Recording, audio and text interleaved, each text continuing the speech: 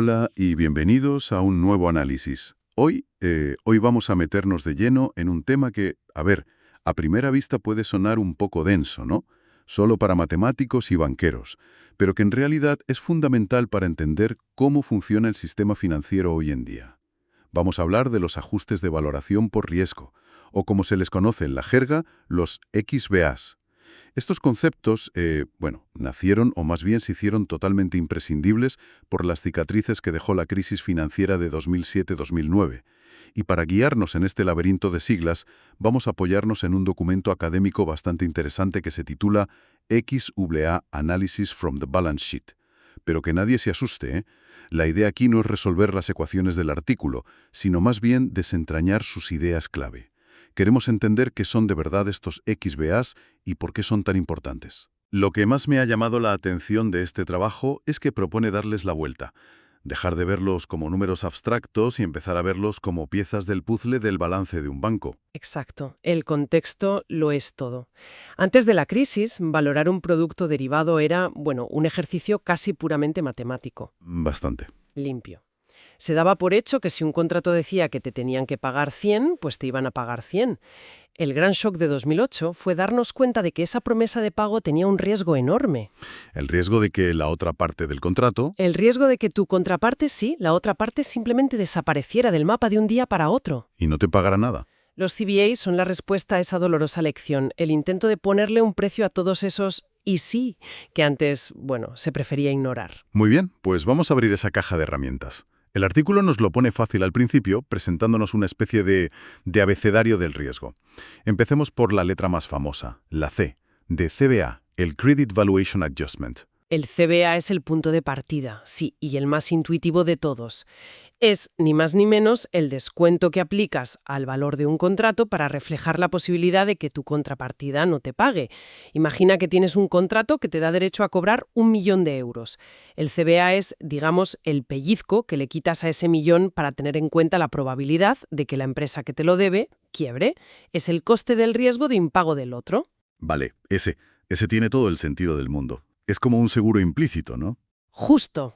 Pero ahora llega uno que te confieso al leerlo en el artículo me dejó, bastante perplejo. El DVA, o Debt Valuation Adjustment. Es que el texto lo define como la ganancia que un banco registra por la posibilidad de, ojo, su propia quiebra. A ver, ¿cómo es posible? ¿Cómo puede un banco ganar dinero porque el mercado piense que está a punto de colapsar? Aquí la cosa se pone rara, ¿eh? Es que es rara. Y de hecho sigue siendo, una de las mayores controversias de la contabilidad financiera. La lógica puramente contable es así. Un banco tiene deudas, ha emitido bonos, por ejemplo.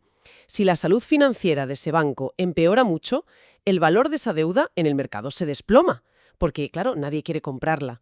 Para el banco, que es el deudor, tener una deuda que ahora vale menos es, técnicamente, una ganancia contable. Es como si tú debieras 1.000 euros y de repente, por alguna razón, esa deuda en el mercado solo valiera 500. Contablemente has ganado 500. Fascinante y a la vez bastante alarmante. Porque aunque la contabilidad lo justifique, la imagen de un banco presentando beneficios millonarios mientras sus acciones se hunden es terrible. Lo fue. El artículo menciona el debate. De verdad, otros costes, como por ejemplo que el coste de financiación se dispara, lo compensaban en la práctica. Ese fue el gran debate.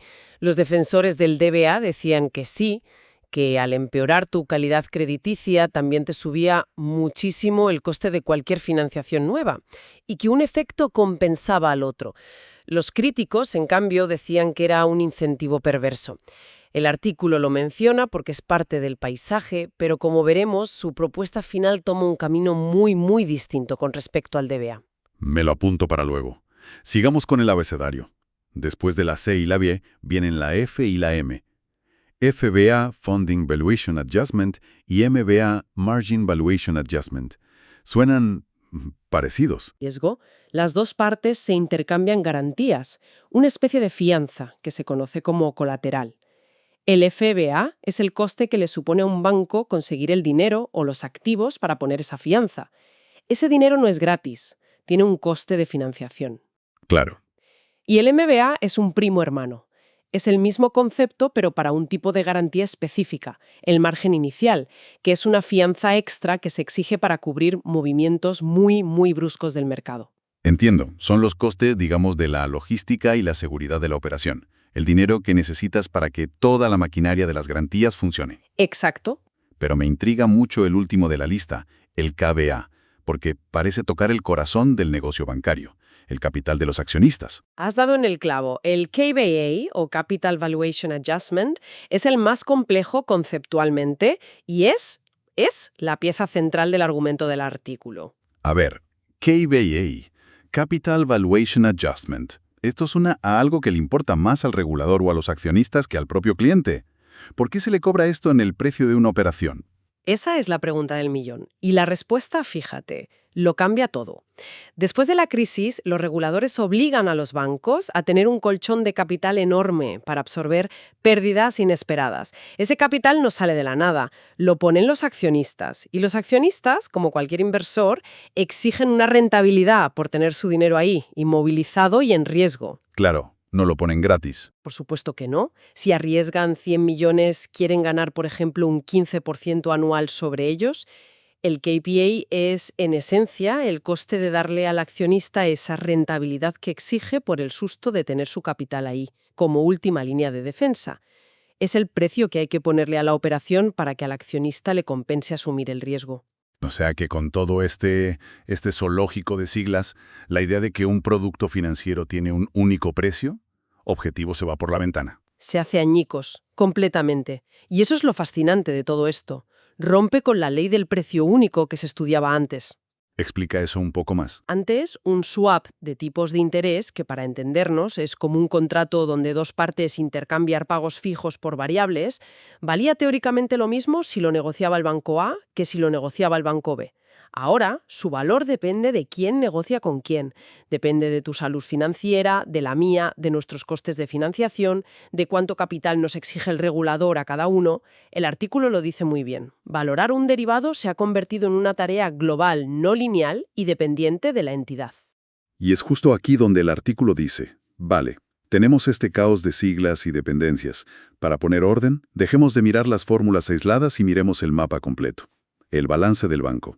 Y proponen una estructura para organizar todo esto. Exacto. Su gran aportación es anclar estos conceptos, que parecen flotar en el aire, en la estructura real del banco. Y lo hacen partiendo de una idea potentísima: la incompletitud del mercado. Suena muy académico, pero la idea es muy sencilla. A ver, desmenúzala. ¿Qué quiere decir que el mercado es incompleto? Pues quiere decir dos cosas fundamentales. Primero, que un banco no se puede asegurar perfectamente contra la quiebra de todos sus clientes. Puedes comprar un CDS, que es como un seguro de impago, pero a lo mejor no existe para la empresa con la que tienes el contrato. ¿O no hay suficiente? O no hay suficiente liquidez, no hay gente vendiéndolo como para cubrir una exposición de miles de millones. Siempre te queda un riesgo residual que no puedes pasarle a otro. O sea que en el mundo real no puedes tener un seguro para todo, por mucho que quieras. Exacto. Y el segundo punto es aún más rotundo. Un banco no puede de ninguna manera cubrirse contra su propia quiebra. Lógico. Es que es lógicamente imposible y, como dice el artículo, a menudo ilegal. No puedes ir al mercado a comprar un seguro que te pague si tú mismo quiebras. Es un riesgo que por definición te tienes que comer tú. Entendido. Y si juntas esas dos ideas, si hay riesgos que son imposibles de cubrir y de transferir, alguien tiene que asumirlos. Y ese alguien, claro, son los accionistas del banco. Has llegado al corazón del argumento. Y aquí es donde su propuesta se vuelve radical, casi revolucionaria. El modelo antiguo, que se basaba en la fórmula CVA-DVA, partía de la fantasía de un mundo perfecto donde todos los riesgos se podían cubrir y transferir. Como ya hemos visto que eso no es verdad, el artículo dice que el banco tiene que cobrar un precio que refleje los costes reales y, sobre todo, unilaterales, que no puede quitarse de encima. Entonces esta fórmula no es solo un cálculo, es la manifestación de esa nueva filosofía. Si no puedes cubrir un riesgo, tienes que ponerle un precio que haga que valga la pena asumirlo para tus accionistas. Es un cambio total de mentalidad. ¿Y cuál es ese precio según ellos? El precio justo que el banco debe añadir a la operación, según la tesis del artículo, es CVA plus FVA plus KVA.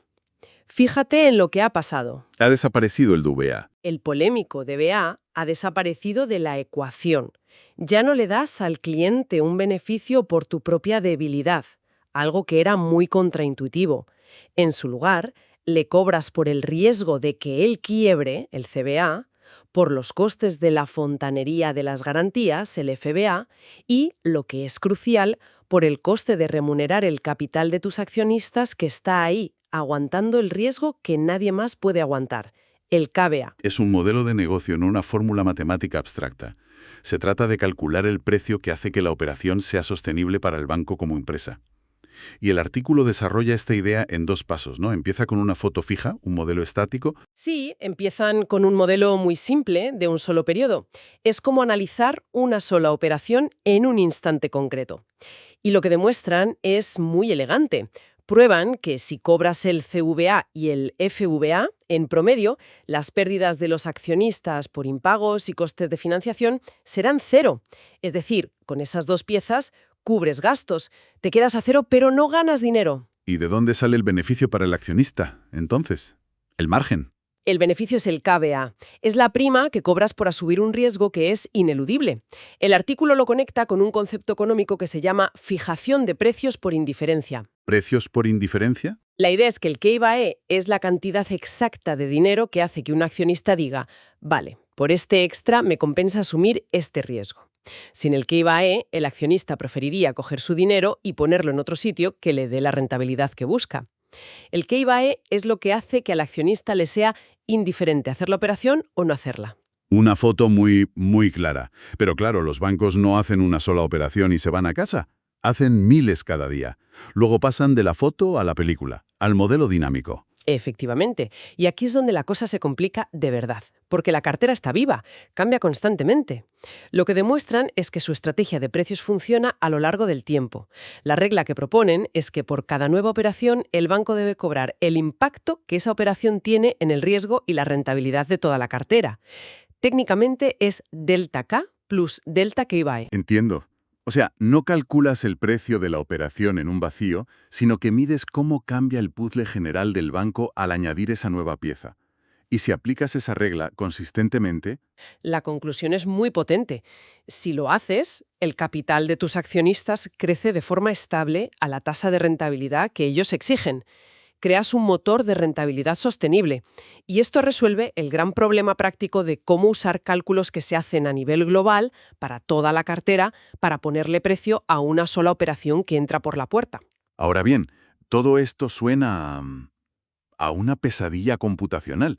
El propio artículo muestra un diagrama de dependencias, la figura 2, que parece una telaraña.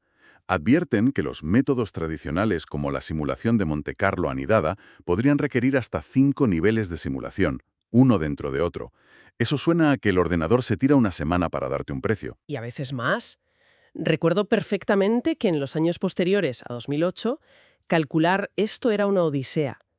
Teníamos equipos enteros dedicados a lanzar simulaciones que tardaban todo el fin de semana en ejecutarse. Y el lunes por la mañana cruzabas los dedos para que el resultado tuviera sentido. Increíble. Es uno de los mayores retos computacionales en finanzas, sin duda. Y es justo aquí donde el artículo introduce su contribución más innovadora: usar deep learning y redes neuronales. El famoso deep learning, la inteligencia artificial. ¿Cómo encaja aquí? Parecen mundos distintos. Pues se encaja de una forma muy inteligente. En lugar de simular por fuerza bruta todos los millones de futuros posibles, que es lo que hace el método tradicional, entrenas a una red neuronal para que aprenda el patrón. Le enseñas la relación entre lo que pasa en el mercado, por ejemplo, suben los tipos de interés, baja el dólar, y el valor final de los XBAs. Una vez la red ha aprendido esa relación viendo miles de ejemplos, puede darte una estimación para un escenario nuevo de forma casi instantánea. Es como si en lugar de resolver la ecuación cada vez, la red se la aprendiera de memoria, por así decirlo, y te diera el resultado al momento, una especie de calculadora de XBAs ultra rápida.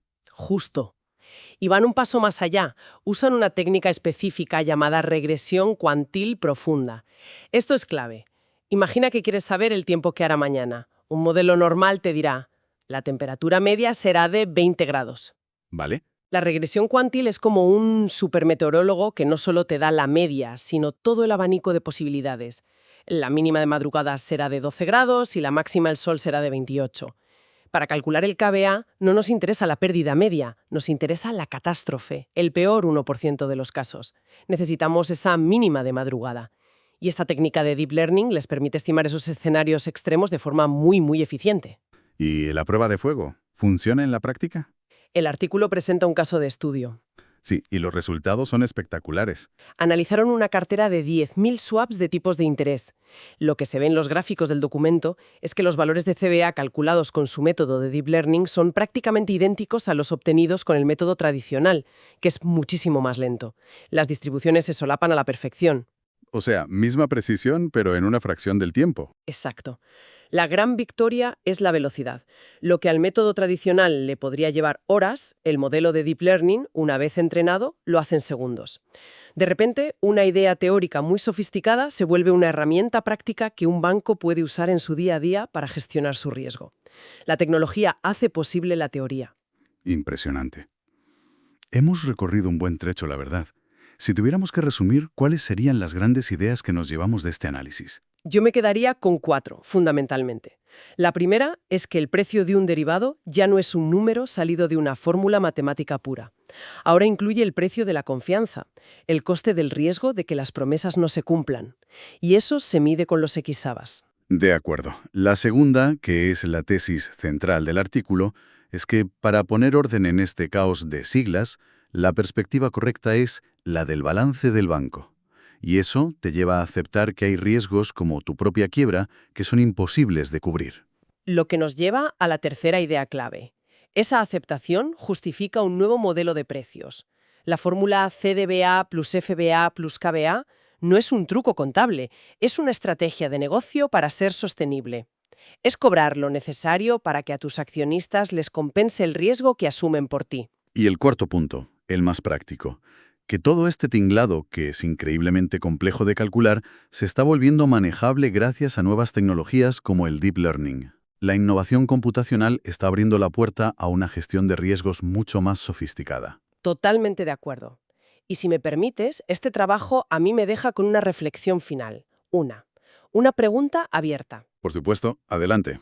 Creo que este análisis no va solo de cómo calcular un precio. Refleja un cambio de paradigma en la banca, de la gestión de riesgos a la optimización del balance. La pregunta ya no es solo ¿cómo me cubro de este riesgo? Porque ya sabemos que hay riesgos de los que no te puedes cubrir. La nueva pregunta, la que responde este artículo, es ¿cuál es el precio justo que debo cobrar por un riesgo que estoy obligado a asumir para que mi negocio sea viable? Y esto, claro, plantea una cuestión enorme para el futuro. Si los bancos ahora calculan y cobran estos costes a sus clientes, las grandes empresas, ¿cómo se distribuye ese coste por el resto de la economía? Al final de la cadena, ¿quién acaba pagando el precio final del riesgo? Una reflexión muy potente. El riesgo no desaparece, solo se mueve y se le pone un precio. Y saber dónde acaba ese precio es fundamental. Sin duda algo en lo que seguir pensando. Gracias por habernos acompañado en este análisis a fondo.